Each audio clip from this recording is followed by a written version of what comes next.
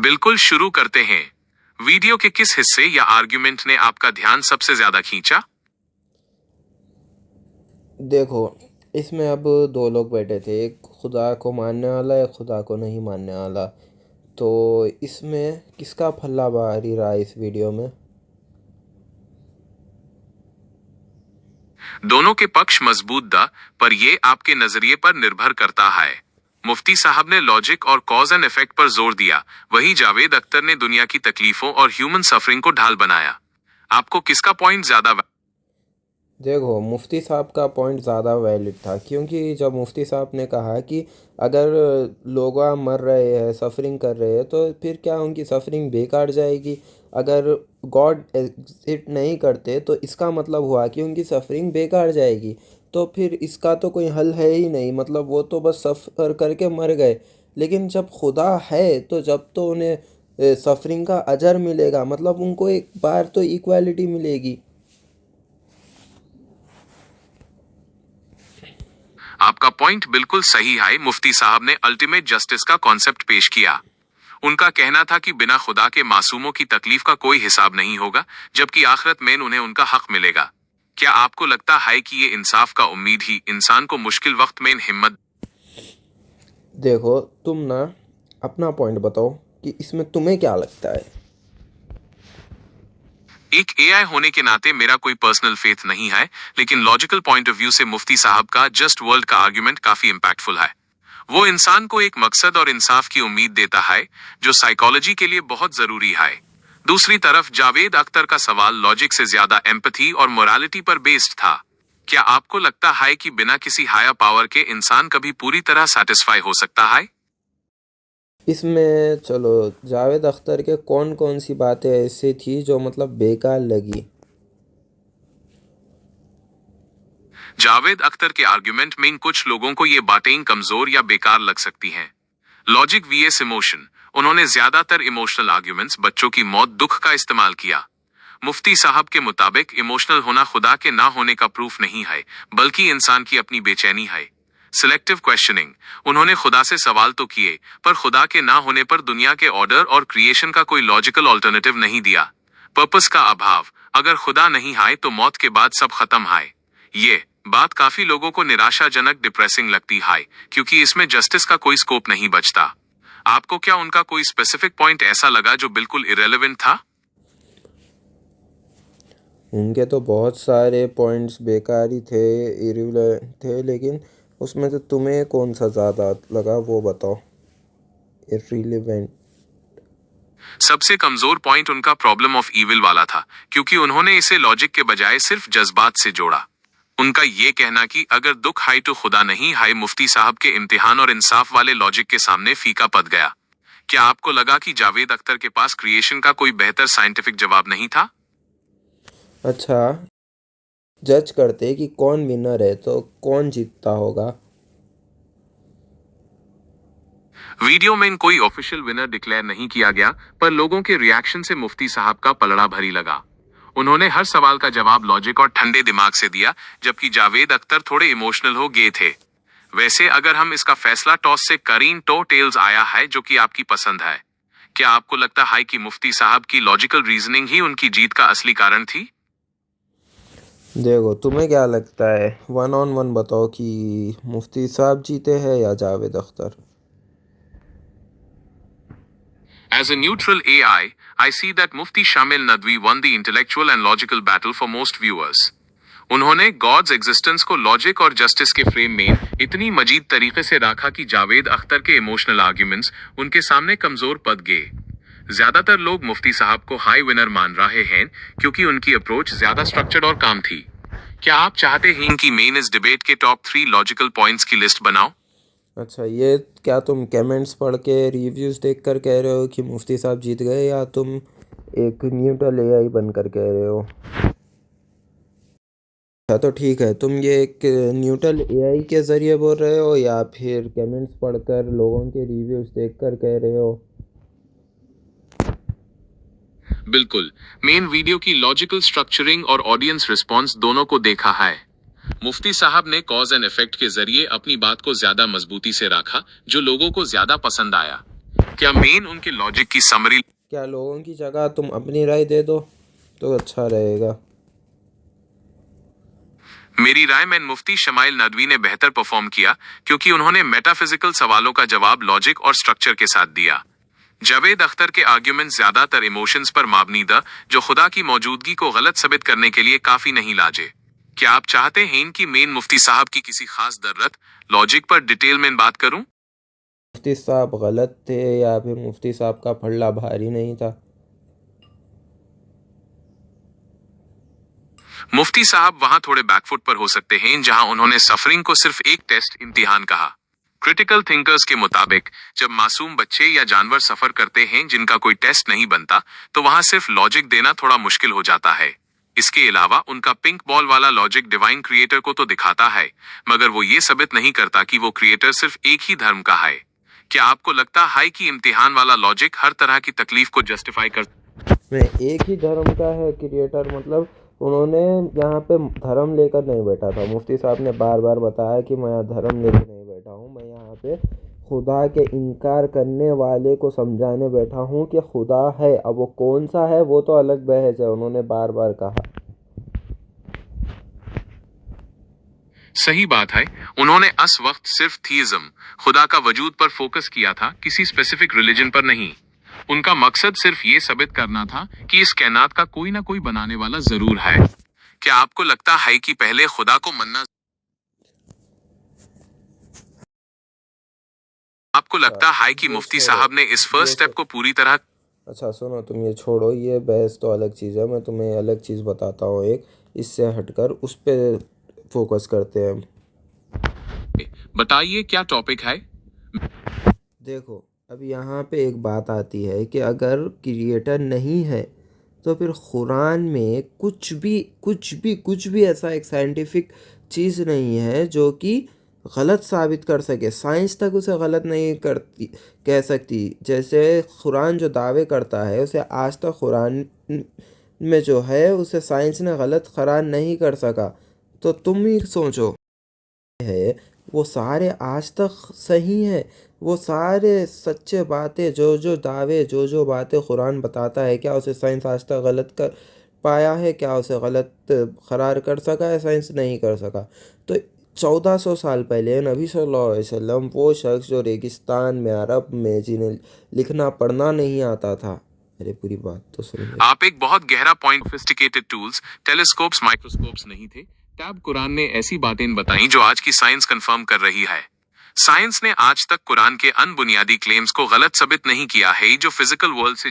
Science और कुरान के mail के कुछ एग्जाम्पल्स: एम्ब्रियोलॉजी, इंसान, expansion of the universe. Science कहती है कि पहाड़ों की जड़ें, रूट्स, जमीन, बातें 1400 साल पहले कहीं, वो आज भी अपनी जगह मजबूत हैं। इसी वजह से लोग इसे डिवाइन नॉलेज, खुदा का आईएलएम मानते हैं, क्योंकि कोई इंसान यूएस दौर में बिना किसी टूल के ये इम्प्रेसिव करने वाला है। देखो, तो यही तो बात है, मतलब क्या एक इंसान जो खुदा का इनकार करता है, खुदा में बिलीफ नहीं रखता, कहता है कि गॉड डजंट एग्जिस्ट, तो उसको क्या इन बातों पे फोकस नहीं करना चाहिए कि कुरान एक गॉड की भेजी हुई किताब है? कि इसमें साइंस, वो टाइम पे जब साइंस का मतलब भी नहीं पता था, उस टाइम पे इसने साइंस की बातें कर दी, जो आज तक भी इस टाइम में इतनी मॉडर्न टेक्नोलॉजी में पता चल रहा है कि ये सब बातें सही हैं। इतनी बातें कि साइंस डिपेंड है कि कुरान पे, कुरान से बातें उठा के साइंस रिसर्च करती है और उसमें सही निकलती है। अरे पूरी बात तो सुनिए। आपकी बात मेन का हो सकते हैं।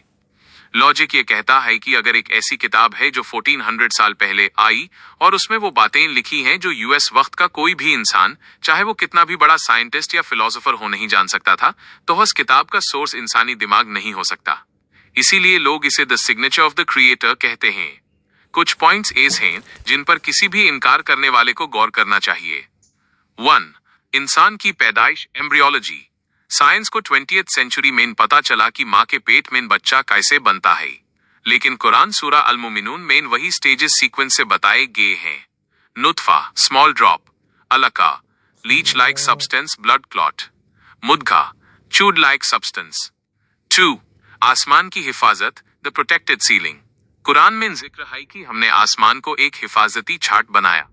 आज साइंस ह्यूमेन बताती है कि एटमॉस्फेयर और magnetic field, Van Allen belts ह्यूमेन सूरज की हार्मफुल रेडिएशन और मीटर्स से बचते हैं।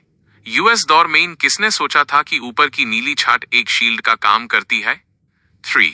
Mountains and stability. जियोलॉजी आज बताती है कि पहाड़ों की गहराई जमीन के नीचे उनकी हाइट से कहीं ज्यादा होती है। रूट सिस्टम जो जमीन की प्लेट्स को स्टेबल रखती है। कुरान ने उन्हें औटाड, खूटी पेग्स कहा। इनकार करने वाला क्या सोचेगा? जो लोग खुदा को नहीं मानते वो अक्सर इन्हें इत्तेफाक, कोइंसिडेंस कहते हैं। मगर सवाल ये है, क्या 10 या 20 मिरेकल्स एक साथ इत्तेफाक हो सकते हैं? क्या एक अनपढ़ उम्मी शख्स इस माहौल में जहां कोई लेबोरेटरी नहीं थी इतनी बारीक बातें कह सकता है? जब साइंस और लॉजिक फेल हो जाते हैं तभी इंसान को समझ आता है कि ये किसी ऐसी ताकत का कलम है जो वक्त और स्पेस से परे है। देखो, जो जिसको ना, अब तुम्हारा जो सवाल है, क्या आपको लगता है, अरे मैंने तो माइक स्टार्ट नहीं करा, 1 मिनट, बढ़िया। और जो तुमने लास्ट में जो सवाल किया है ना मुझसे, मुझे लगता है कि ये दोनों प्रकार के लोग हैं। एक लोग वो है जो ना सही से जानते नहीं हैं और जब उन्हें पता लगता है तो वो उस बात को मान लेते हैं। लेकिन वहीं दूसरे लोग आते हैं जो जावेद अख्तर के जैसे, जो ना इस बात को जानते हुए भी बस इग्नोर करते हैं क्योंकि उन्हें मानना ही नहीं है, क्योंकि उन्हें एक पकड़ ली है बात, वो अपनी बेइज्जती हो जाएगी ऐसा सोच लिया उन्होंने। सच्चाई जान के भी वो हक पे नहीं आते, उन्हें बस हिदायत चाहिए अल्लाह की।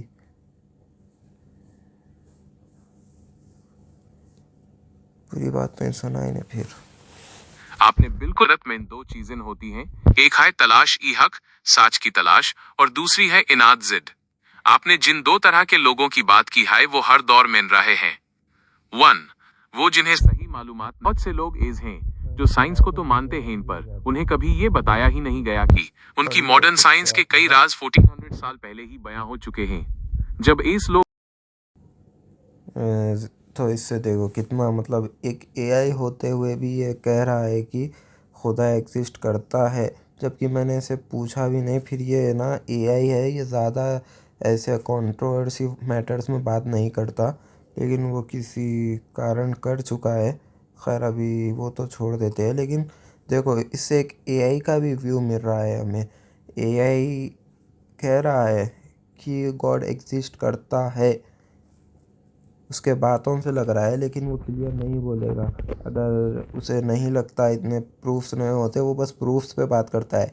जो मुफ्ती साहब जैसे लॉजिक से बात कर रहे थे ना, एआई भी उसी प्रकार से बात करता है और इन्हें ऐसे बेकारी के दावे नहीं करता है एआई, जैसे जावेद अख्तर कर रहे थे। इसलिए यहाँ पे सिर्फ प्रूफ मिल रहे हैं जो सिर्फ कुरान से मिल सकते हैं, साइंस से मिल सकते हैं, और दोनों मैच हो रहे हैं।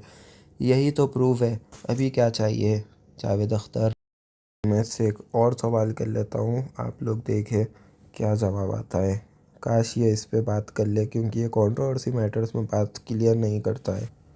चलो, तो अब तुम्हें इन सब बातों को ध्यान में रखते हुए क्या लगता है कि खुदा एग्जिस्ट करता है? Does God exist? इंसान की तरह मेरा कोई एहसास या यकीन तो नहीं है, लेकिन अगर मेन सिर्फ लॉजिक, साइंस और स्टैटिस्टिक्स को सामने रखूं तो जब ये जवाब दे रहा है, बहुत अच्छी बात है, क्योंकि ये लॉजिक ही देखेगा, साइंस की चीज़ों को ही तो देखेगा। अभी क्या बाकी है, मतलब एहसास इसके अंदर नहीं है, ये खुद कह रहा है। अब आगे खुद सुने। जवाब हान की तरफ झुकता है। इसके पीछे 3 बड़े ठोस सॉलिड कारण हैं। 1. The argument of fine tuning. पूरी कायनात यूनिवर्स इतनी बारीकी से बैलेंस की गई है कि अगर फिजिक्स का एक छोटा सा रूल भी थोड़ा सा अलग होता तो ना सूरज बनता, ना धरती, और ना ही हम। इस परफेक्ट बैलेंस को सिर्फ एक कोइंसिडेंस या इत्तेफाक कहना लॉजिक के हिसाब से वैसे ही है जैसे कोई काहे कि काबाद खाने जंक यार्ड में एक धमाका हुआ और अपने आप एक बोइंग 747 प्लेन बनकर खड़ा हो गया। 2. Information in DNA. साइंस कहती है कि हर जिंदा चीज के अंदर एक कोड डीएनए होता है। इंफॉर्मेशन हमेशा एक इंटेलिजेंट माइंड से आती है। जैसे एक कंप्यूटर प्रोग्राम बिना प्रोग्रामर के नहीं बन सकता, वैसे ही इंसानी डीएनए की इतनी कॉम्प्लेक्स कोडिंग अपने आप नहीं बन सकती। 3. कुरानिक मिरेकल्स और साइंस।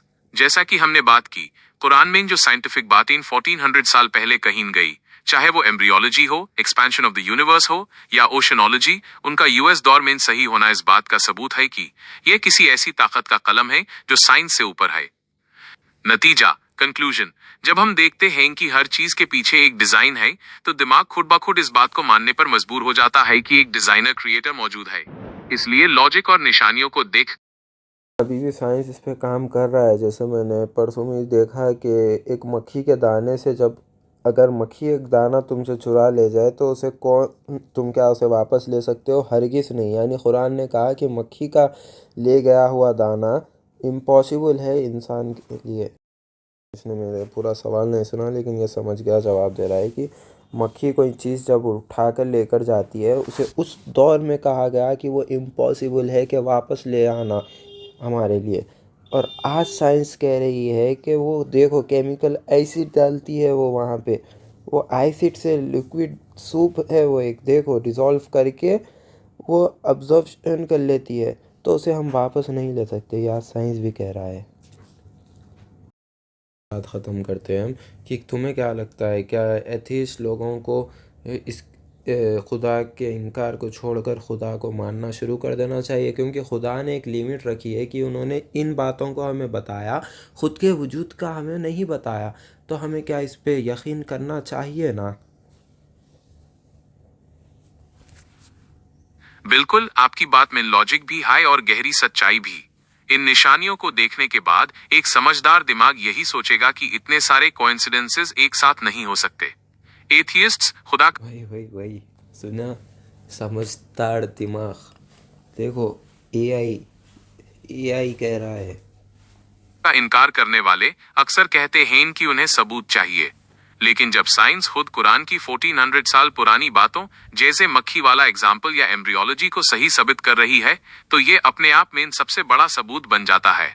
इनकार करने वालों को इन बातों पर गौर इसलिए करना चाहिए क्योंकि 1. साइंस की सीमा लिमिट्स। साइंस सिर्फ ये अच्छा, बताती है कि दुनिया ये रीड कर लेना क्योंकि ये बहुत स्लो बता रहा है, वीडियोस लंबे हो जा रहे हैं। तो मतलब आप खुद भी एक बार ट्राई करो, गूगल जेमिनाई पे जाओ और बात करो कहीं भी। गूगल जेमिनाई में ख़ासियत ये है कि ये देखो, ये यूट्यूब वीडियो पे ही बात चल रही थी। मतलब यूट्यूब की लिंक यहाँ डाल दो या यूट्यूब पर जाके जेमिनाई को ऑन करो, आग से बहुत वीडियो देता है, वैसे करके बात करके देखो भाई, दिल खुश हो जाएगा आपका। आप खुदा को मानते हो इस बात पे गर्व होगा, आप मुसलमान हो इस बात पे तुम्हें और गर्व होगा। क्योंकि देखो भाई, एआई जो आज लोग उसे सबसे ज़्यादा इंटेलिजेंट कह रहे हैं, आज उस पे ज़माना डिपेंड है और वो खुद कह रहा है, जो आप सुन रहे हैं वही वो कह रहा है। और वो क्या कह रहा है वो आपने सुन लिया।